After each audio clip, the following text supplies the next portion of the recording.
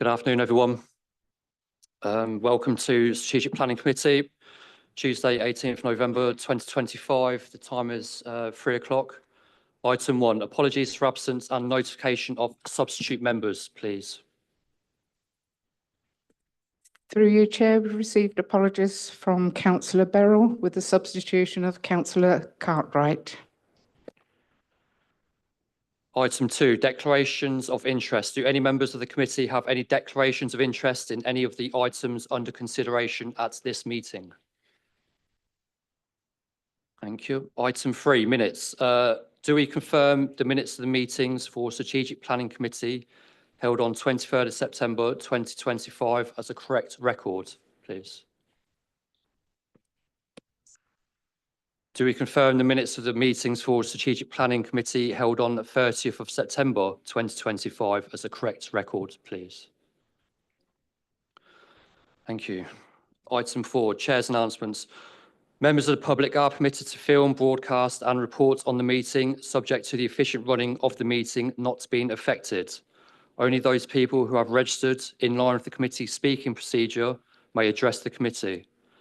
Members of the public are requested not to call out during the committee's discussions on any item.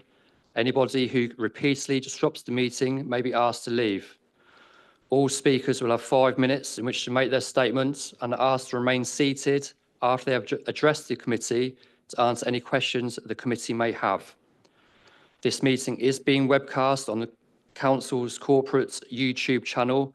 Therefore, when speaking, please speak clearly and concisely into your microphone at all times.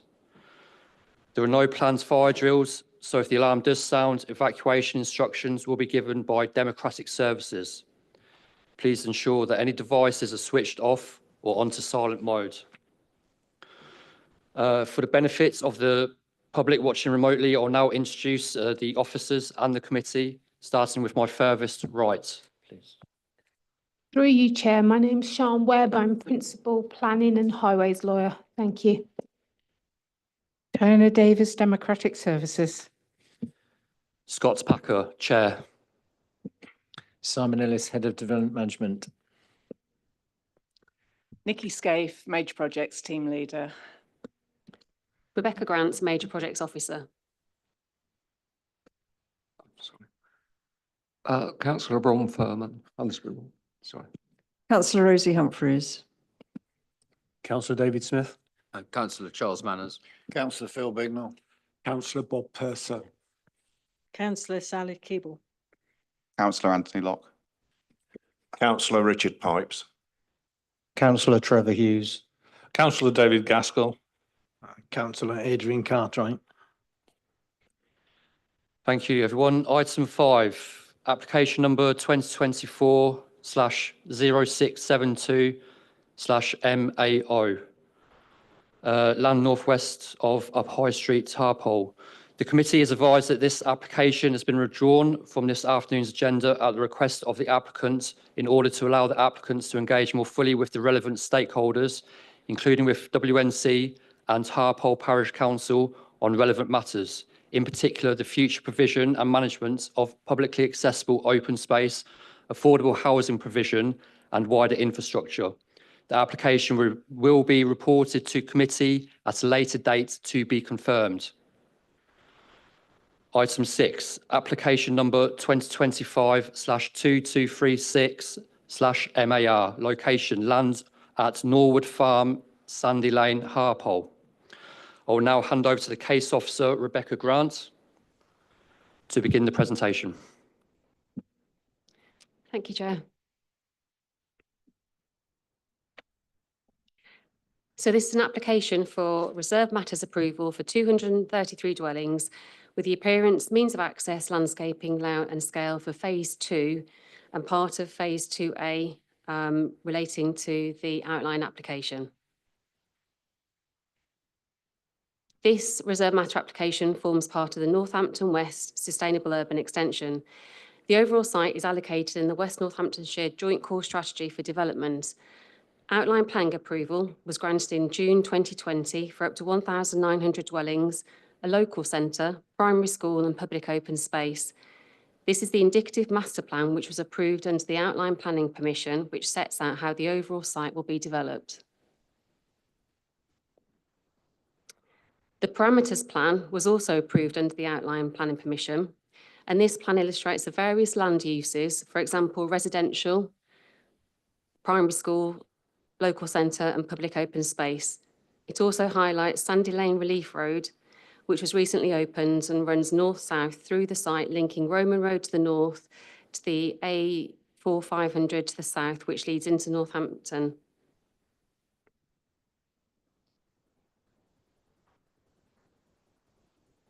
Condition 5 of the outline planning permission required the submission of a phasing plan to be submitted and approved prior to development commencing on site. This is the plan which was approved under the process. The plan sets out the development into 3 phases and then subdivides into smaller phases. This reserve matter application relates to phase 2A. And this is the location plan for the application site. The application site straddles both sides of Sandy Lane Relief Road. It lies to the south of a reserve matter application approved earlier in the year on the west side of the Sandy Lane Relief Road. And the east, the application site lies to the south of a parcel which is currently under construction. I'll just run through some photos. These are the photos of the dwellings under construction in the first phase of development, fronting on to up near Roman Road and then going along the Sandy Lane Relief Road. On the left-hand side, this is the roundabout looking north to Roman Road, and on the right-hand side looking south down to Weedon Road. This is the access that's already been constructed off Sandy Lane into the site itself on to the west of Sandy Lane. And these are the houses that are already into construction on the opposite side of Sandy Lane. And then this is just looking into the site. So this plan here shows the submitted layout for the site. The roundabout, as I've just shown on the photos, the roundabout has already been installed. 233 dwellings are proposed, of which 76 are affordable. This is in accordance with the outline planning consent and approved section 106 agreement, which required 17.5% of dwellings to be affordable. Notwithstanding this, the scheme will provide 33 additional affordable units above the requirements of the section 106. Strategic Housing colleagues have confirmed that they've got no objection to the proposal in terms of the level of affordable proposed and their 10-year mix. This just shows the character areas. So we have an approved design code which divides the site into 3 main character areas. In this parcel, we've got the urban core, which takes cues from Upton and allows for both contemporary and traditional interpretations, and this covers the majority of the SUE. We've got the Sandy Lane Relief Road frontage, which is characterised by 2, 2.5 and 3-storey dwellings and apartments, all of contemporary style. And then we've also got the rural edge, which is characterised by its openness to the landscape, and dwellings are predominantly detached and generally of lower density. Just moving on to some of the street scenes. So we've got to the top one shows the street scene along the open space to the north of the application site. And then the bottom one is along New Sandy Lane. And then we've got a street scene at the top along the rural edge and also along the urban core edge, which links into the existing development.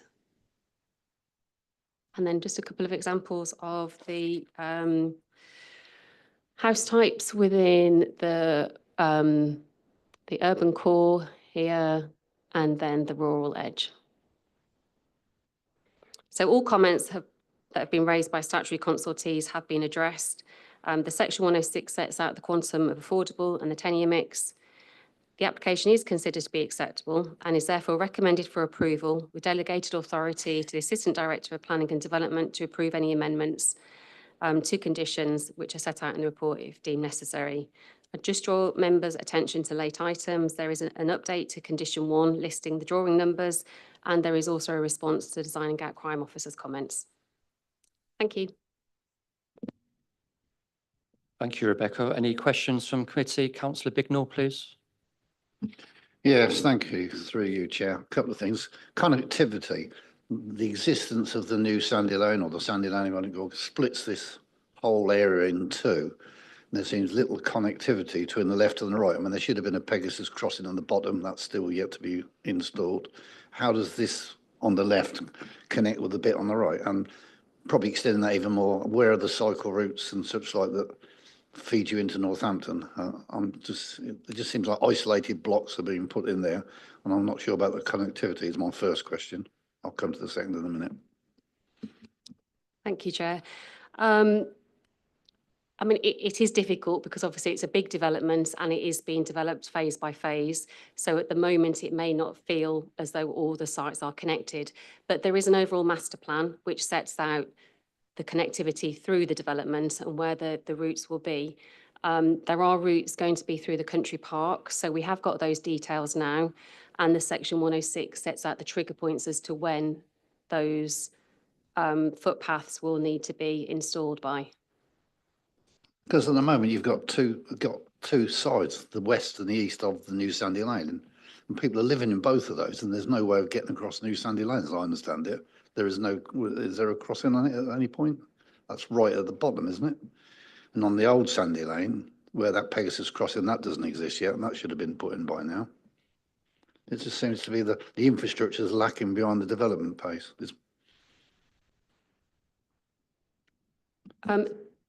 There are some crossings in already, but I know that there are discussions about the crossing points, and we are investigating that internally as well. But as I say, we have got an approved master plan which sets out the overall connections within the development. Second question. What's to stop people from the M1 cutting through Harpole Village and just popping into this estate without using either the old Sandy Lane or the new Sandy Lane? I think it's going to increase, well, there's big concerns it'll increase traffic through the village. There's been no attempt. If you look at the map of that you've got on the report,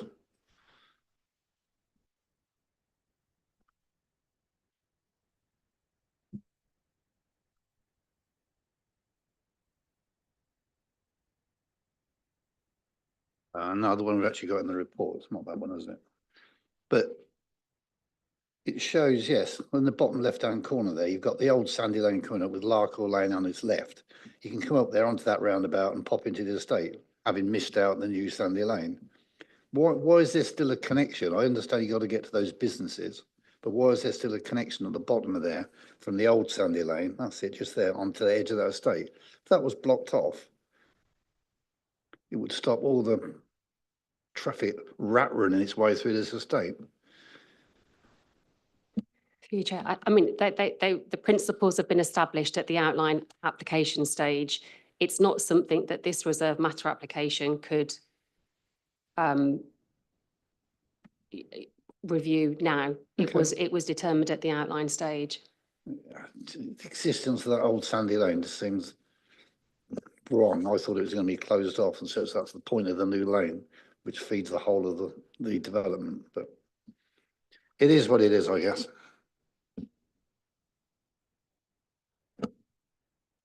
Do you have any other questions? Councillor Purser.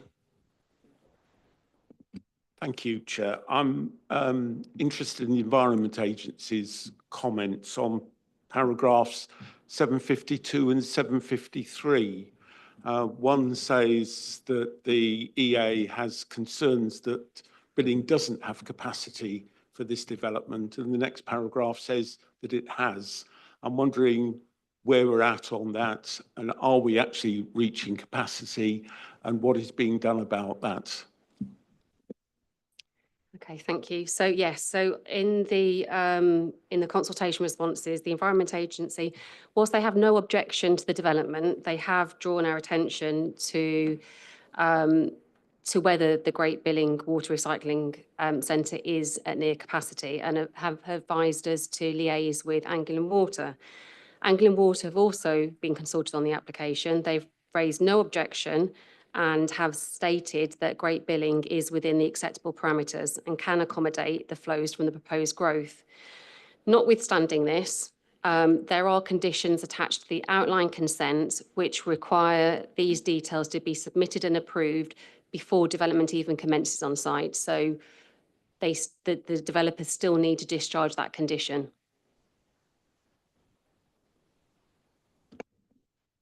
Thank you, Chair. I just wonder where this goes, because this is an issue almost, it's not only this application, but it's subsequent applications, and how it, just understand how, as a local authority, we ensure that the utilities are providing the facilities we need to achieve the growth that is planned.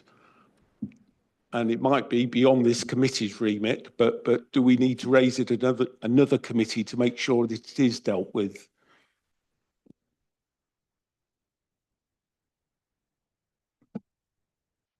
I share your concerns there, Councillor Purser. It's one of the things I was going to raise as well. It does say in the report that we're going to get an update on this. Thank you, Chair. Yes, so I did consult with the independent water network, but they haven't responded. As I say, in terms of this application, that doesn't raise any concerns. There is a condition on the outline which requires these details to be approved prior to development commencing. So at that point, when the applicants submit their application to discharge the condition, I will consult with Anglian Water and the independent water network, and we can only discharge that condition if both parties are agreeable to the information that's been submitted. Councillor Keeble. Thank you very much, Chair. I just wanted to ask about the objections raised by the flood authority. There's comment further on that it's the same thing as with the EA, that the matters had to be dealt with before the development actually commenced. But I wonder if you could just talk us through the sequencing of what will happen with the drainage works and the flooding risk, because obviously that's quite a live issue for everybody in the county. Thank you. Yes, so once the developers have approval for the reserve matter application, they can't start any development until they've discharged conditions from the outline consent. One of those conditions relates to surface water drainage. So the developers will be working up their plans. They already have proposals for the surface water drainage. So they will then submit those details to us under a discharger condition. We will consult with the lead local flood authority, and they will need to be happy that those details submitted are acceptable, and obviously that there's no increased risk to flooding in that area. Once we have those details are agreed, we can then discharge the condition, and the developers then can start on site. Thank you. And that's the surface water drainage, that's mains drainage, is it?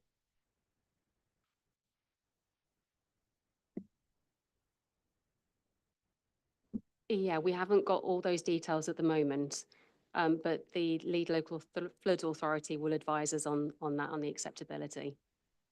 Okay, but there is an issue with some of the developments, it's not, isn't it? It's not mains drainage, isn't it? I'm not aware of those concerns.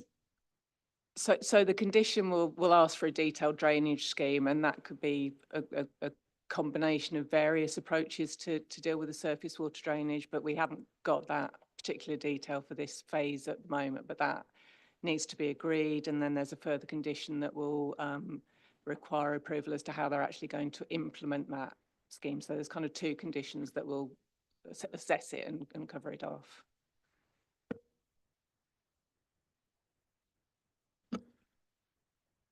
Do we have any other questions for the officers before we move on to public speaking? No? Okay. Can I invite Stephen Trivell, please, to come up and address the committee?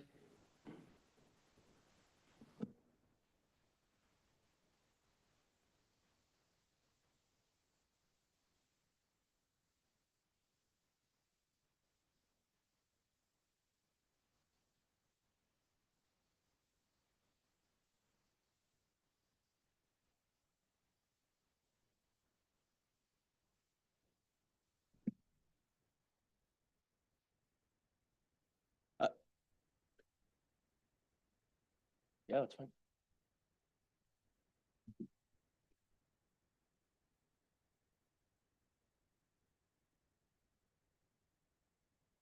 First of all, thank you all for allowing me time to present the benefits of the proposals for this application on behalf of the applicant Vistry Group.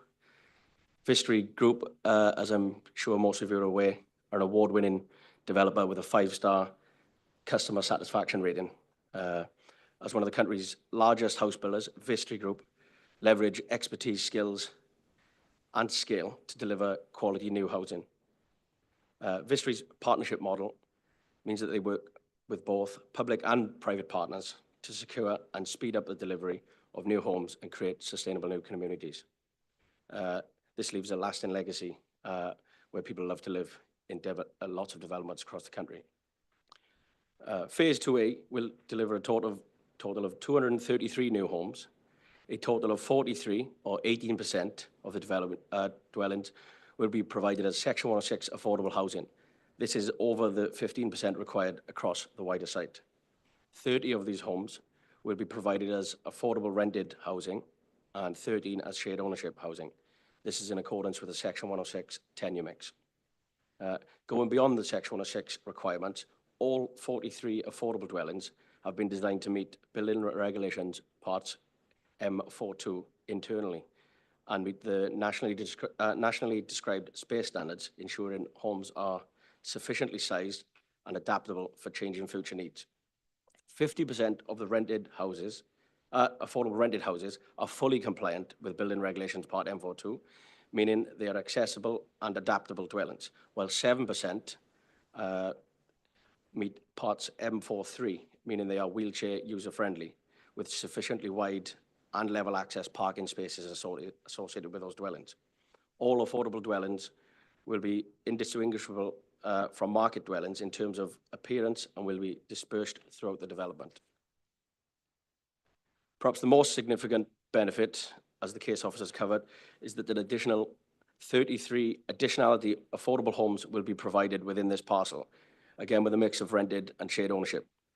This has been secured via one of Vistry's partnerships for which negotiations are very well progressed. Vistry have engaged directly with the strategic housing team on this matter, who have confirmed in writing that additional affordable units are very much welcomed. This means that 33%, more than double that required on the Norwood Farm site, will be delivered as affordable homes within this application. I think you'll all agree that that's a very significant benefit. The Phase 2A proposals provide a continuation from previously approved parcels to the north and tie into approved strategic landscaping to the north and west. Phase 2 will also connect with future development parcels via vehicular, pedestrian and cycle links in accordance with the design code. Compliance with the approved design code will create characterful and well-considered development that will be a sought-after place to live and set a high benchmark for remaining phases. A wide variety of house types will maximize choice and meet the needs of all. I think it was touched upon. 2 new bus stops are provided on the Sandy Lane Relief Road, immediately adjacent to the application site, ensuring all dwellings will be well connected to the wider bus network. The client and the appointed consultant have worked proactively with the case officer and statutory consultees to resolve, provide additional information or revise proposals where required at each time of asking. As set out in the officer's report, the proposals within this application for Phase 2A are fully compliant with the approved parameter plans, the design code, national and local planning policy, and have satisfied consultee comments. The proposals form part of the wider strategic allocation, providing a continuation of previously approved phases that were approved by this committee, and this will just be a continuation of the same character and form. Negotiations with the preferred housing association provider for the affordable homes are well progressed, and any decision other than approval at this stage would delay any deal and risk losing the additional 33 additionality homes altogether. For those reasons, I urge members to approve this application without delay. Thank you. Thank you. Any questions from the committee to Stephen? Councillor Purser. Thank you for your presentation. Just wanted to pick up the issue about clustering versus pepper potting in the development. Could you take us through your thinking as to how you've made that decision of the balance between distributing affordable housing and clustering it together? Yes. So originally, when we looked at the application, we've obviously got the larger parcel to the west and the smaller parcel to the east, and we propose a mix throughout that. And then sort of during the process of the application, Vistry Group were in contact with a partner to deliver additional affordable homes. And these are sort of distributed within the larger parcel. And then there's a separate there's a separate partnership agreement with Vistry Homes within the smaller parcel, what's sometimes referred to as parcel 2C. And that sort of separates that from the rest of the development through another partnership scheme, which will sell those off separate to the other homes in the western parcel, which is subject to Section 106. And because of that agreement that's in place to sort of speed up the delivery of the homes, then the proposal weren't able to sort of utilize those parcels to spread out further. So the proposals within the larger parcel seek a sort of optimal dispersion within that parcel, if that makes sense. Thank you. Yes. Councillor Manners. Thank you, Chair. Stephen, will you be putting solar panels and heat pumps in the houses? I think all of the dwellings at the moment will be built to the latest building regulation standards, of course, and then a sustainable statement will be provided sort of along with this application. But in terms of what needs to be provided, they can be if needed. But at this stage, So the answer is no. Well, I don't think it's necessary at this stage. So so the answer at the moment is no. There's no indication, but I think the sustainability statement that was provided ruled out the need for solar panels.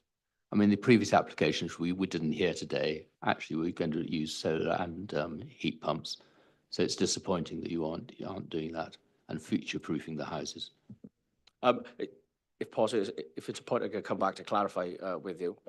So rather than sort of stabbing at it here, if I come back with a point of clarification, that would be the preference, if that's okay. And my understanding was that next year at some point, like all houses that break ground are going to have them heat pumps and solar. Is that right? It's a phased approach, but I think yes, that is what's coming in for the latest building regulations. Councillor Humphreys. Thank you. I was going to ask identical question to Councillor Manners. So you will clarify whether heat pumps and solar panels might be introduced. Is that right? I'd have to go back and check any sustainability reports. So I wouldn't want to sort of say something which is not entirely correct here.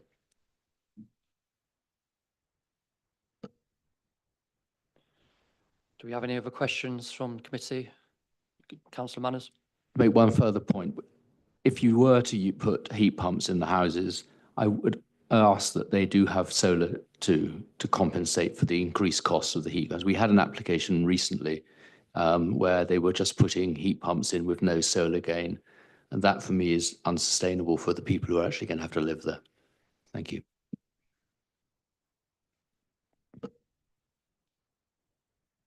Anyone else? No? Thank you. Stephen. Thank you. Thank you. Officers, do we have any points you want to come back on, please? No? Okay.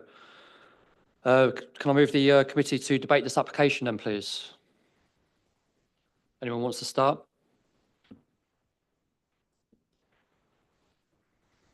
Councillor Purser, please. Chair, I propose that we follow officers' recommendation on this application. Okay, do we have a seconder for the proposal? Councillor Gaskell? Okay, so we have a proposal from Councillor Purser to accept the officer's recommendations in full. We'll move to the vote. All those for?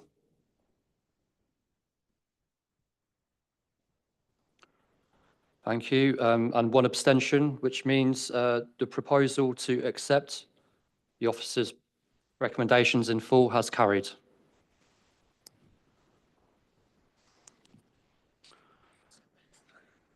Yes, Councillor Purser, please. Yeah, Chair, can I come back to this issue of wastewater and the capacity at Billing and ask that this committee refers this issue to the Planning Policy Committee for them to consider whether we have capacity in the, or how we provide sufficient capacity within the future developments proposed within Northamptonshire, in West Northamptonshire. Is that, I don't know, I would be happy to follow officer's advice on it. I don't think we should let it just go, because I've seen with other planning applications in other authorities them getting into considerable problem because of a lack of proper forward planning on this matter.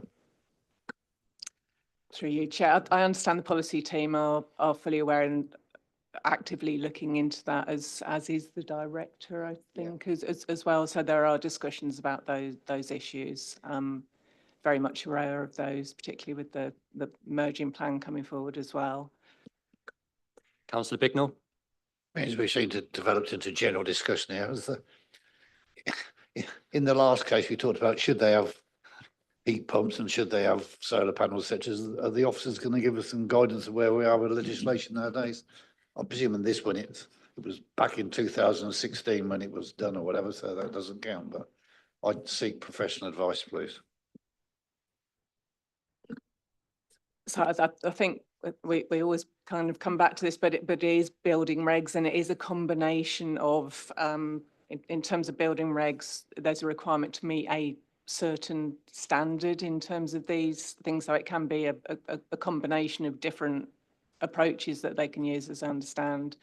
So that is currently where it sits. Whether there's anything else that comes forward through emerging policy that kind of bolsters that, but at the moment it's But would this part L. would that application, because the original permission was back in what 2016 for them, does that count against modern building regs? If you see what I'm saying, does that supersede? It would depend at the time they make their application for the building regs for that relevant parcel. So in terms of planning, you're right. We'll have an established outline consent that probably wasn't a consideration as much as it is today at that time. But at the time they make the building regulation application for that parcel, that the relevant building regulations at that time will apply. Okay, thank you for clarification. Okay, so moving on to item 8, urgent business. There is no items of urgent business, therefore I now close the meeting at 15:34. Thank you very much, everybody.